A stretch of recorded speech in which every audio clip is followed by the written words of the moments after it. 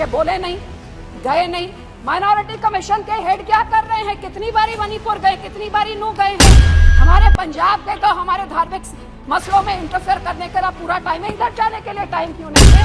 तो मैं हाथ जोड़ के सरकार को विनती करती हूँ कि राम के लिए इस अमृत काल में ये धर्म की राजनीति हर इलेक्शन के पहले इसको बंद करिए, ये जहर देश में मत घोलिए। भारत माता के कातिलों को बताया, इनके देश के भारत माता के हथियार बताया, केरोसिन की बात करिए। अरे भैया, सारा देश इन्होंने घूम लिया। काश यहाँ पे आप जाके विधवा कॉलोनी में घूम लेते हैं, जहाँ आपको मालूम है पूरी दुनिया में सिर्फ एक जगह में विधवा कॉलोनी है। विडो कॉलोनी सिर्फ दिल्ली में है। कौन रहती है? जिनके कातिल इनके पुरखों ने किया, इस पार्टी कांग्रेस पार्टी ने किया, और फिर उधर जाके उन औरतों को बसाया। क्या यात्रा वहां से गुजर के गई? आज केरोसिन की बात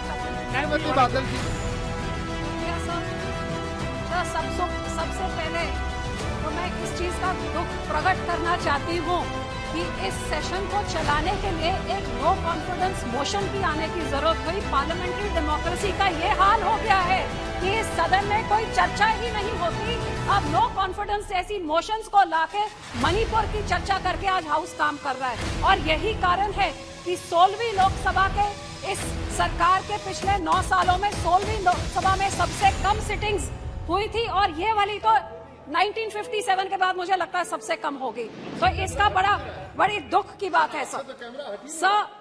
the agenda today I would say is not a question of votes, it is a question of confidence. ये सिर्फ एक सिंपल मैथमेटिक कैलकुलेशन की बात तो है ही नहीं, क्योंकि मैथमेटिक्स या न्यूमेरिकल कैलकुलेशन तो इनके पास है। So the motion will fall. I think the key word here is confidence. क्या इस देश में सबका साथ और सबका विश्वास इनके साथ है कि नहीं? किसके साथ है? इनके साथ कि इनके साथ? हकीकत यह है कि आज क्या इस देश के किसान, इस देश के गरीब, इस देश के मजदूर, इस देश के माइनॉरिटी हिंदू, सिख, मुसलमान, ईसाई, क्या इन सब का विश्वास इनके पास है कि नहीं? It is do they have the confidence in this government? Sir, क्या आज के नौजवान और आज के महिला का विश्वास है इस सरकार के ऊपर? और जब मणिपुर की बात करें तो इट इज एब्सोल्युटली क्लियर कि मणिपुर की औरतों पे इस डबल इंजन सरकार पे कोई विश्वास नहीं है।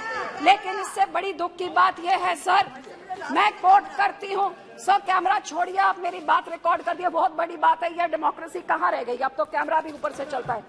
सर, अटल बिहारी वाजपेयी जी ने on the 50th anniversary of India's independence इस पार्लियामेंट में कहा था, इट इज अभिशाप to take birth as a girl in this country.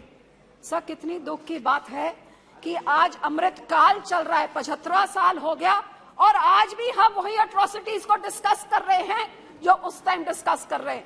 What happened in Manipur is totally shameful and it is एक ह्यूमैनिटी के ऊपर एक कलंक है, और उसकी जितनी सख्त निंदा करी जाए वही कम है। मैं पूछना चाहूंगी कि इस सरकार की माइनॉरिटी कमीशन क्या कर रही है? ये बोले नहीं, गए नहीं। माइनॉरिटी कमीशन के हेड क्या कर रहे हैं? कितनी बारी मणिपुर गए, कितनी बारी नू गए हैं। हमारे पंजाब के तो हमारे धार्मिक मसलों में इंटरफेयर करने का पूरा टाइम है, इधर जाने के लिए टाइम क्यों नहीं है? तो मैं हाथ जोड़ के सरकार को विनती करती हूँ कि राम के लिए इस अमृत काल में ये धर्म की राजनीति हर इलेक्शन के पहले इसको बंद करिए, ये जहर देश में मत घोलिए। आज हम यहाँ चर्चा बातें करें बेरोजगारी की, बातें करें गरीबी की, महंगाई की, इन चीजों से ध्यान भटकाने के लिए हम ये सब काम ना करें। मैंने दोनों पक्षों को सुना, आज मुझे इतनी हैरानी हो रही थी, काश बीच में आपने मुझे बोलने का समय दिया। यहाँ पे बोले राहुल जी, बहुत उनके दिल में दर्द था, यात्रा करी है उन्होंने यहाँ से वहां तक, भारत माता के कातिलों को बताया, इनके देश के भारत माता के हथियार बताया, केरोसिन की बात करी। अरे भैया, सारा देश इन्होंने घूम लिया।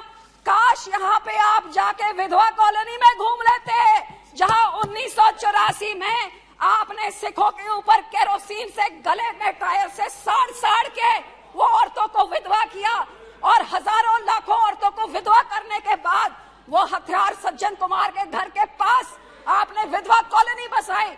आपको मालूम है पूरी दुनिया में सिर्फ एक जगह में विधवा कॉलोनी है, विडो कॉलोनी सिर्फ दिल्ली में है। कौन रहती हैं? जिनके कातिल इनके पुरखों ने किया, इस पार्टी कांग्रेस पार्टी ने किया, और फिर उधर जाके उन औरतों को बसाया। क्या यात्रा वहां से गुजर के गई? आज केरोसिन की बात करते हैं। लेकिन दुख तो मुझे इस बात का है कि आज इनको 84 बड़ा याद आ रहा था। यहाँ के बोलने वाले भी जब इनको कटाक्ष करना होता है तभी 84 याद आता है। अरे भैया, 9 सालों में 84 को इंसाफ देने का क्यों नहीं अंदर ठोसा इनको? आज तक क्या 84? आप कितनी बारी विधवा कॉलोनी गए हैं? हकीकत ये है, दुख इस बात का है कि जब मणिपुर की बात होती है तो वो राजस्थान की बात करते हैं, वो राजस्थान की बात सुन के तो फिर दोनों रल मिल के 84 की बात करते हैं। ये बहुत हो चुका सर। अब दोनों जने ये सारा ड्रामा, ये सारा नाटक बंद करें। हमारे सिख कौम के साथ हम पूछना चाहते हैं, हम किस पे कॉन्फिडेंस करें?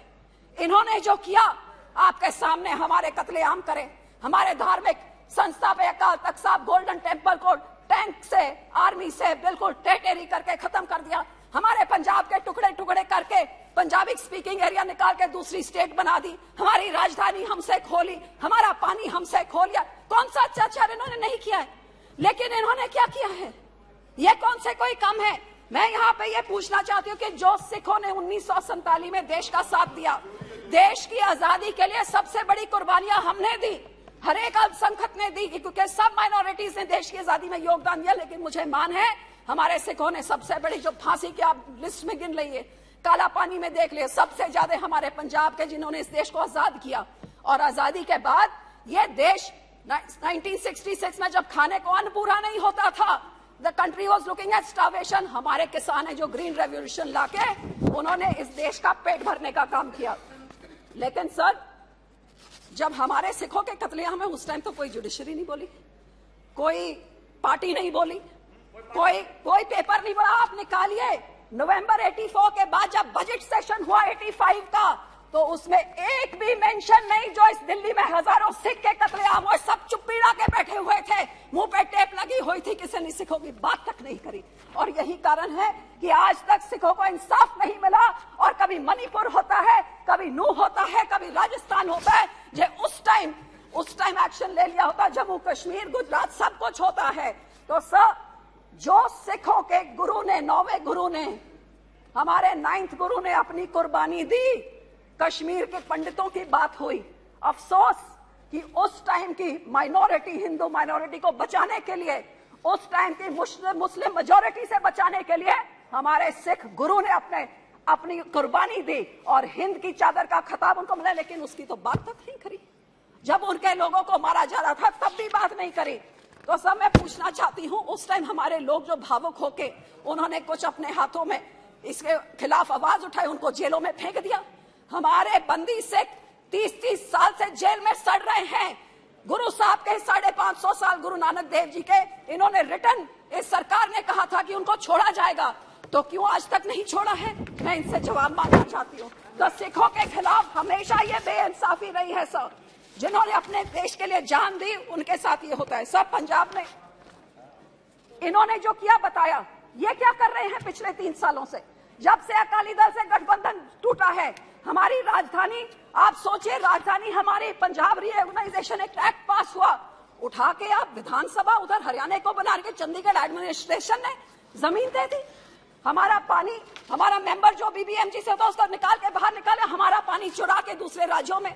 जो हिमाचल पानी दिल्ली को देता है वो सेस लेता है, हमारा पानी जो राजस्थान रहता है तो पंजाब को कोई सेस नहीं। एक ही चीज तो हमारी है, चंडीगढ़ के ऊपर हमारा हक, सेंट्रल सर्विस रूल्स डाले जा रहे हैं। और सर, हमारी पंजाब यूनिवर्सिटी को भी आरएसएस का कब्जा करने की कोशिश की जा रही है। और पानियों का तो यो मामला है, पानी हमारा चुरा के ले गए। लेकिन आज जब सारा पंजाब पानी में डूबा हुआ है तो उस पंजाब के हाथ पकड़ने के लिए कोई नहीं है। आपको हैरानी होगी सर कि जब हिंदुस्तान में कोई आपदा होती है, जब कोविड हुआ तो यहाँ लंगर सिखों ने लगाया, जब यहाँ पे लॉकडाउन हुआ लंगर सिखों ने लगाया, जब कोविड हुआ आप दोनों से किसी से ऑक्सीजन पूरा नहीं होता, लंगर हमने लगाए। और आज जब पंजाब को जरूरत है, कहीं आपदा हो जाए, उत्तराखंड में हो, हम लोग जाते हैं। लेकिन आपने क्या किया हमारे किसानों के साथ? सर पहले सर 2 मिनट, सर हमारे किसानों के साथ क्या किया? सर जो किसानों ने सबसे पहले इस देश पे ग्रीन रेवोल्यूशन लाके इस देश का पेट भरने का, अब तो कह रहे हैं इन्होंने, लेकिन 70 साल से तो हम पेट भर रहे हैं। उनके ऊपर आप काले कानून लेके आए, अपने मंत्री की अपनी एलआई की बात नहीं पूछी, सुना नहीं। जब बोलते थे मत लाओ, किसानों ने नहीं सुना और आखिर में मानना पड़ा, किसानों ने मजबूर किया कि गलत बिल थे, आपको वापस लेना पड़ा। और फिर ये डबल इनकम को क्या करना, डबल डिस्ट्रेस। आज बता दीजिए कौन से राज्य में डबल हो गया इनकम? पेट्रोल, डीजल, फर्टिलाइजर, हर चीज में महंगाई की मार सब झेल रहे हैं। सब कभी हमारे बच्चों पे, नौजवानों पे ऐसे लगा के उनको असम की जेलों में फेंक देते हैं। कभी हमारा कोई भी चीज हो, वहां पे हमारे किसान जो आंदोलन में थे एनआईए लगा देते हैं। कभी खालसा एक जो मदद करता है जहां उनके ऊपर। बहुत बहुत धन्यवाद मैडम, बहुत बहुत धन्यवाद सर। लास्ट 2 सेकंड सर, आखिर में मैं सिर्फ यही कहना चाहूंगी सर, मानस की जात सब एक को पहचान बो। मानस की एक ही जात होती है, एक पिता एकस के हम बारे की हमारे गुरबानी में सिखाया है। ये सरदार प्रकाश सिंह बादल 5 बारी मुख्यमंत्री रहे, एक दिन फिरकू हिंसा नहीं हुई। चाहे पंजाब का हिंदू, मुसलमान, सिख, ईसाई सब उनको अपना समझता था, क्योंकि मुख्यमंत्री होके वो हर एक का स्पेशल दिन खुद बनाते थे। हर एक के धार्मिक स्थान पर, भगवान वाल्मीकि, गुरु रविदास होए, दुर्गाना मंदिर होए, हर एक का उन्होंने सत्कार और आदर किया। और यही कारण है सर कि उस समय 1990 में जब वाजपेयी जी की भाजपा की सरकार को ये हाथ नहीं लगाता था, क्योंकि इनको फैनेटिक्स समझते थे, सबसे पहले सरदार बादल थे जिन्होंने इनका हाथ थामा। बहुत बहुत धन्यवाद, एनडीए बनी। बहुत बहुत धन्यवाद डॉक्टर हिना गावित जी। सर लास्ट पॉइंट 2 सेकंड, आज मैं उनको यही बेनती करूंगी सर कि ये नफरत की राजनीति ये छोड़ दें, ये मलहम लगाने का काम करें, चाहे सिख हो चाहे दूसरे धर्म के लोग हों, क्योंकि हर एक का अपना हिस्सा है इसमें। और इस शेर से मैं एंड करूंगी, लगाकर आग शहर को ये बादशाह ने कहा, उठा है तमाशे का शौक बहुत, झुकाकर सर सभी शाह प्रसन्न बोले, हजूर का शौक सलामत रहे, अभी तो शहर बहुत है। बहुत बहुत धन्यवाद।